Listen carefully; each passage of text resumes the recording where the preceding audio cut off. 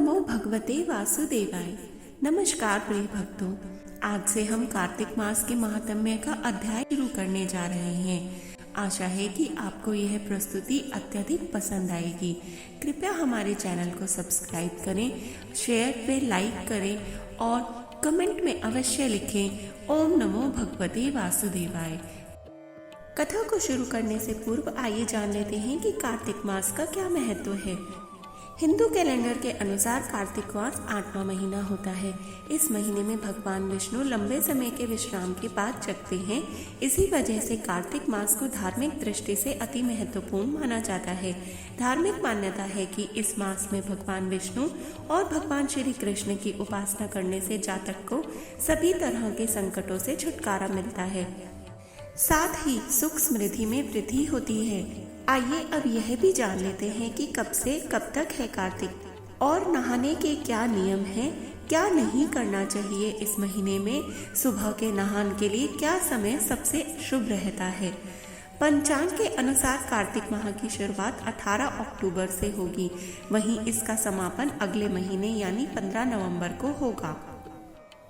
इस मास में रोजाना सूर्योदय से पहले उठकर पवित्र नदी में स्नान करना चाहिए। अगर ऐसा संभव नहीं है तो घर में ही पानी में गंगा जल डालकर स्नान करें। स्नान करने के लिए 4:30 से लेकर 5:30 बजे तक का समय सबसे शुभ है। इसे कार्तिक स्नान भी कहा जाता है। मान्यता है कि ऐसा करने से जातक को पुण्य की प्राप्ति होती है। इसके अलावा इस मास में भजन कीर्तन, दीपदान और तुलसी के पौधे की पूजा अर्चना करना अति शुभ माना जाता है। कार्तिक मास में कई बड़े त्योहार जैसे कि करवा चौथ, दिवाली, भाई दूज, गोवर्धन पूजा समेत कई अन्य पर्व मनाए जाते हैं। कार्तिक मास में निभाए जाने वाले नियम। ऐसी मान्यता है कि कार्तिक महीने में श्री हरि जल में वास करते हैं।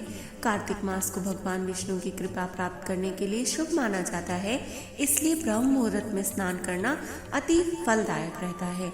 इस माह में रोजाना श्री हरि और माता लक्ष्मी की पूजा अर्चना करनी चाहिए। तुलसी के पौधे की उपासना जरूर से जरूर करनी चाहिए और सुबह एवं शाम को घी का दीपक जलाना चाहिए। इसके अलावा श्रद्धा अनुसार गरीब लोगों में गर्म कपड़े, अन्न और धन का दान करना फलदायी साबित होता है। प्रतिदिन विधि पूर्वक गीता का पाठ करने से और मंदिर, नदी, तीर्थ स्थान में दीपक जलाने से शुभ फल की प्राप्ति होती है। यह ना करें। कार्तिक के महीने में तामसिक चीजों के सेवन से बचना चाहिए। किसी से बातचीत के दौरान गलत शब्दों का प्रयोग नहीं करना चाहिए। तन और मन की स्वच्छता को बनाए रखना चाहिए और किसी भी पशु व पक्षी को भी नुकसान नहीं पहुंचाना चाहिए। मान्यताओं के अनुसार नरक चतुर्दशी के अलावा पूरे कार्तिक माह के दौरान शरीर में तेल नहीं लगाना चाहिए। कार्तिक महीने में वाद विवाद से बचना चाहिए और इसके साथ ही मन को संयम में रखकर और किसी की निंदा भी नहीं करनी चाहिए। यदि हो पाए तो पूरे माह बिस्तर का त्याग कर जमीन पर सोना चाहिए। इस महीने में मूली, कंद, गाजर, गराड़ू, शकरकंद खाना सेहत के लिए अच्छा होता है, जिससे व्यक्ति निरोगी रहता है। खाली पेट पानी के साथ तुलसी के कुछ पत्ते खाने से भी साल भर की बीमारियों से राहत रहती है। कार्तिक महीने के दौरान बैंगन, मट्ठा, करेला, दही, जीरा, फलियां और दो मुही दालें अर्थात जिनके दो बीज हैं जैसे कि चने की दाल, राजमा इत्यादि नहीं खाने चाहिए, क्योंकि इस माह से मौसम में बदलाव शुरू हो जाता है, ठंड बढ़ने लगती है। इन ठंडी चीजों को खाने से सेहत को भी नुकसान हो सकता है। आइए अब श्रवण करते हैं तुलसी माता की कथा की। कार्तिक माह में तुलसी जी की पूजा अर्चना विशेष फलदायी होती है। इस माह की शुक्ल पक्ष की एकादशी पर भगवान विष्णु के साथ में तुलसी जी का विवाह भी संपन्न कराया जाता है। भगवान विष्णु जी का शालिग्राम रूप में और माता तुलसी का पौधे के रूप में ही विवाह किया जाता है। कई लोग द्वादशी तिथि पर भी तुलसी विवाह करते हैं। तुलसी भगवान विष्णु को अति प्रिय है। तुलसी पत्र के बिना भगवान तो भोग भी स्वीकार नहीं करते। तो आइए बुढ़िया माई की कंधा देने वाली कथा श्रवण कर लेते हैं। एक समय कार्तिक महीने में सब महिलाएं तुलसी माता को सींचने जाती थीं। सब महिलाएं तो तुलसी सींच कर आ जाती, पर एक बुढ़िया माई तुलसी माँ को सींच कर कहती कि तुलसी माता सबकी दाता, मैं तेरा बिड़ला सींचूं, तू मेरा निस्तारा कर।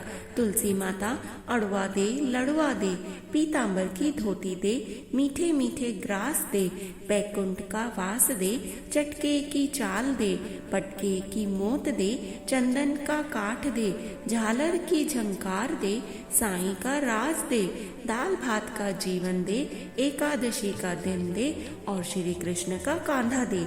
इतनी बात सुनकर तुलसी माँ सोच में पड़ जाती। धीरे धीरे इस तरह कई दिन बीत जाने पर तुलसी माता सूखने लगी। तब एक बार भगवान श्री कृष्ण ने तुलसी माता से सूखने का और अपनी इस सोच का कारण पूछ लिया।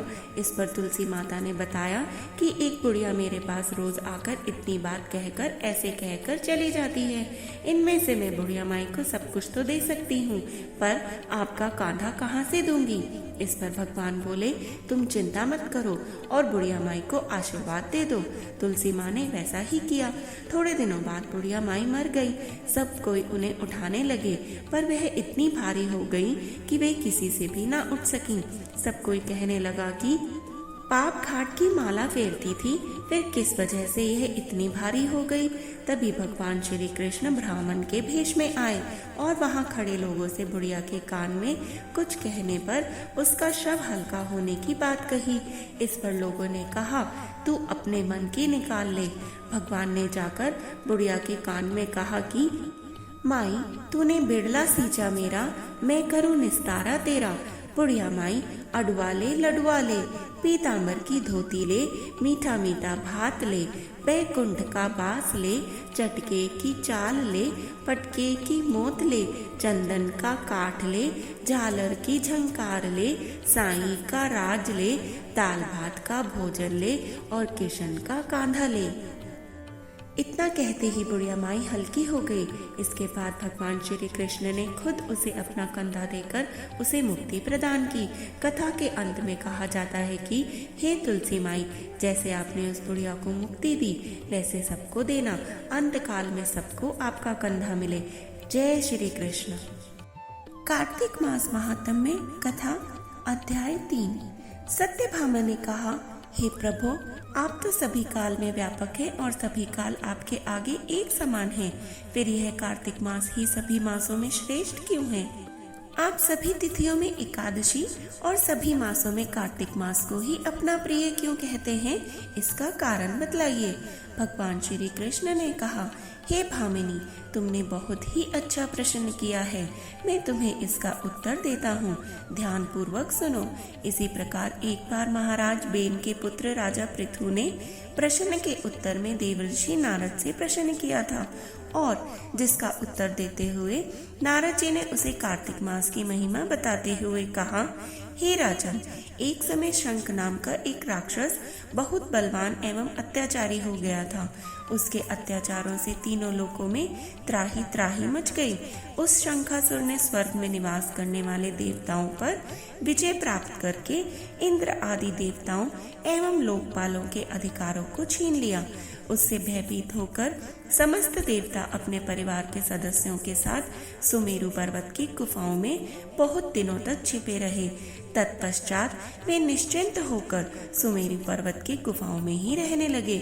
उधर जब शंखासुर को इस बात का पता चला कि देवता आनंद पूर्वक सुमेरु पर्वत की गुफाओं में निवास कर रहे हैं, तो उसने सोचा, कहीं ऐसी कोई दिव्य शक्ति अवश्य है जिसके प्रभाव से अधिकारहीन यह देवता अभी भी बलवान है।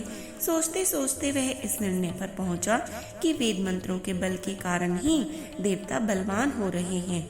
यदि इनसे वेद ही छीन लिए जाएं, तो ये बलहीन हो जाएंगे। ऐसा विचार करके शंखासुर ब्रह्मा जी के सत्यलोक से शीघ्र ही वेदों को हर लाया। उसके द्वारा ले जाए जाते हुए भय से उसके चुंगल से निकल भागे और जल में समा गए।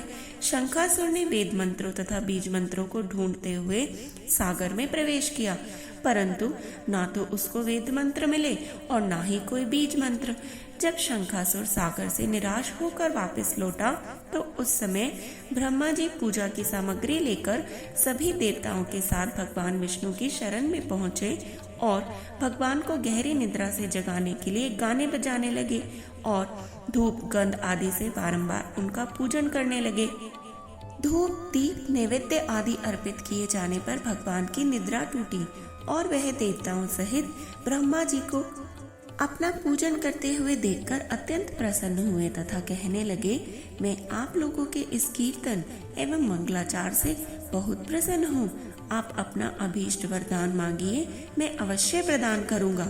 जो मनुष्य आश्विन शुक्ल की एकादशी से देवोत्थान एकादशी तक ब्रह्म मुहूर्त में उठकर मेरी पूजा करेंगे, उन्हें तुम्हारी ही भांति मेरे प्रसन्न होने के कारण सुख की प्राप्ति होगी। आप लोग जो पाद्य, अर्घ्य, आचमन और जलादि सामग्री मेरे लिए लाए हैं, वे अनंत गुणों वाली होकर आपका कल्याण करेंगी। शंखासुर द्वारा हरे गए संपूर्ण वेद जल में स्थित हैं।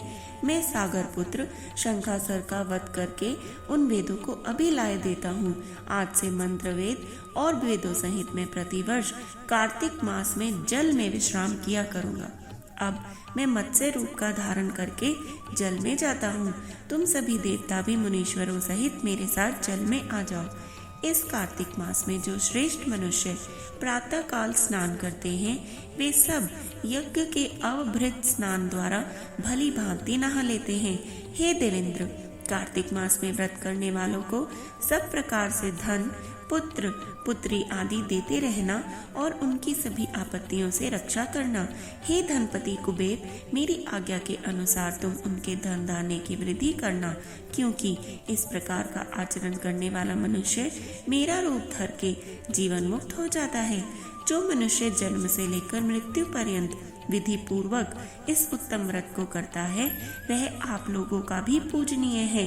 कार्तिक शुक्ल पक्ष की एकादशी तिथि को तुम लोगों ने मुझे जगाया है, इसलिए यह तिथि मेरे लिए अत्यंत प्रीतिदायिनी और माननीय है। हे देवताओं, यह दोनों व्रत नियम पूर्वक करने से मनुष्य मेरा सानिध्य प्राप्त कर लेते हैं। इन व्रतों को करने से जो फल मिलता है, वह अन्य किसी व्रत से नहीं मिलता। अतः प्रत्येक मनुष्य को सुखी और निरोगी रहने के लिए कार्तिक महात्म्य और एकादशी की कथा सुनते हुए उसके उपयुक्त नियमों का पालन करना चाहिए एवं यथाशक्ति व्रत एवं दान करना चाहिए। जय श्री कृष्ण। हरे विष्णु हरे विष्णु।